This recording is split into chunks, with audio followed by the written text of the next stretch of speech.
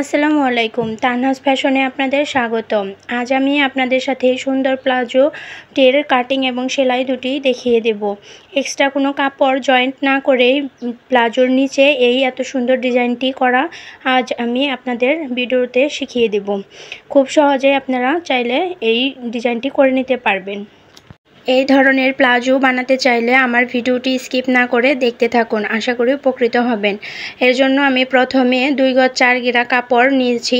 কাপড়টিকে প্রথমে আমি 4 ভাঁজে ভাঁজ করে নেব, লম্বার দিকে 4 ভাঁজে ভাঁজ করে নেব এবং খোলা পাশটা আমার সামনের দিকে থাকবে আর বন্ধ পাশটা আমার নিচের দিকে থাকবে।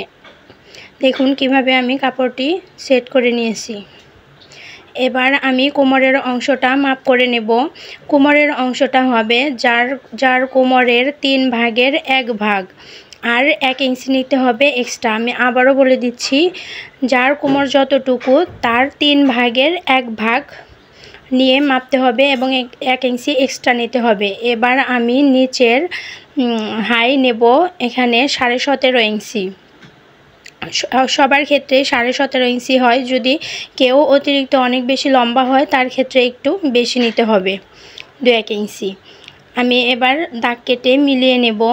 দেখুন এর মাঝামাঝি বরাবর আমি এখানে কর্লির মতো করে একটি অংশ দাগ কেটে নিচ্ছি। আপনারা চাইলে রাউন্ড শেপও করতে পারেন, তবে যারা একটু হেলদি আছেন তাদের জন্য এইভাবে করলে আর এক্সট্রা কর্লি লাগানোর দরকার হয় না। এবার আমি নিচের অংশটা মাপ করে নেব। প্লাজো এভারেজ লম্বা যতটুকু হবে তার থেকে কোমরের অংশ 2 ইঞ্চি রাখবো, আর নিচে 2 বা 2.5 ইঞ্চি রেখে আমি অরিজিনাল মাপটা নেব। এখানে আমি মাপ বলতেছি না, কারণ প্রত্যেকের মাপ সমান না, সেই জন্য আপনারা যেই সেলোয়ার থেকে মাপ নেবেন সেটার মাপ নিয়ে তারপর এখানে দাগ কেটে নেবেন। এবার আমি নিচের ঘেরের অংশটা নেব। এখানে 7.5 ইঞ্চি আমার সেলাই হবে আর 1 ইঞ্চি নেব এক্সট্রা, টোটাল 8.5 ইঞ্চিতে আমি দাগ কেটে নেব। এবার হাইয়ের সেই নিচের অংশ থেকে সেলোয়ারের নিচের পর্যন্ত আমি দাগ কেটে নেব। প্রথমে সোজা করে দাগ কাটবো, তারপর একটু রাউন্ড শেপ করে কাটবো।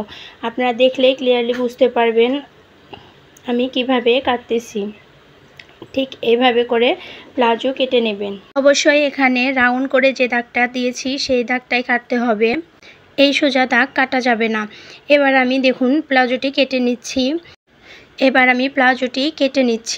এভাবে প্লাজো কেটে আপনারা যদি বানান তাহলে হাইস্ট হলে 15 থেকে 20 মিনিট সময় লাগবে। এত সহজেই এই প্লাজোটি আপনারা বানিয়ে নিতে পারবেন।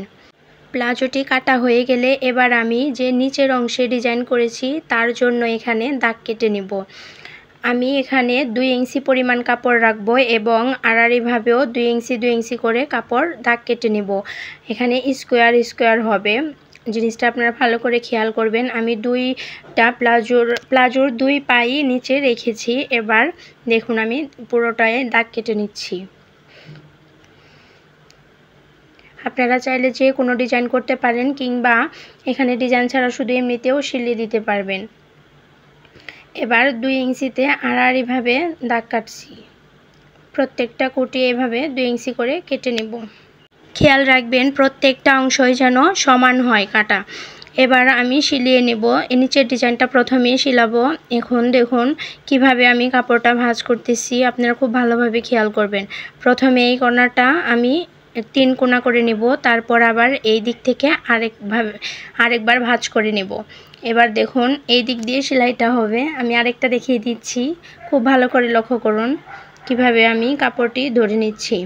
এবার একইভাবে প্রত্যেকটা অংশই আমি সেলাই করে নেব। আমার সেলাই করা হয়ে গেছে। দেখুন সেলাই করার পর ঠিক এরকম এসেছে। এবার আমি আবার বাকি অংশ সেলাই করব। দেখুন ডিজাইনটা ঠিক এইভাবে করে ভাঁজ করে আমি এই দিক দিয়ে একটা সেলাই করব। এদিক দিয়ে সেলাই করার পর দেখুন আবার আমি এটাকে উল্টে ভাঁজ করে তারপর সেলাই করে নেব। একটু ভালোভাবে খেয়াল করুন। দেখুন আমি দুটি পাশে একই রকমভাবে সেলাই করে নিয়েছি। এবার আমি হাইয়ের অংশ সেলাই করে নেব। 2 পাশটাই দেখুন ঠিক এইভাবে সেলাই করে নেব এদিক দিয়ে।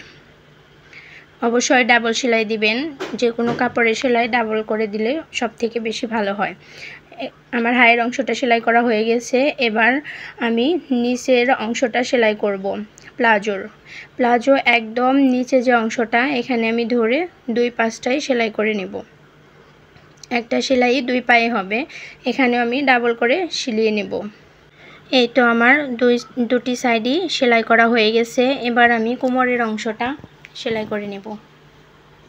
কোমরের অংশে আমি এখানে রাবার ব্যবহার করব, আপনারা চাইলে রশিও ব্যবহার করতে পারেন। রাবার ব্যবহার করব, সেই জন্য আমি এখানে মোটামুটি 1.5 ইঞ্চির মতো করে চওড়া করে সিলিয়ে নেব। কোমরের অংশটা সেলাই করে আমি রাবার লাগিয়ে নিয়েছি। এই তো আমার প্লাজো বানানো পুরোপুরি শেষ। এই ভিডিওটি আপনাদের কাছে ভালো লাগলে অবশ্যই আমার চ্যানেলটিকে সাবস্ক্রাইব করে রাখবেন। আমার চ্যানেলে এরকম আরও নতুন নতুন ডিজাইনের অনেক ধরনের ভিডিও আমি আপলোড করে থাকি। আমার চ্যানেলটিকে লাইক কমেন্ট শেয়ার করে পাশে থাকবেন। আল্লাহ হাফেজ।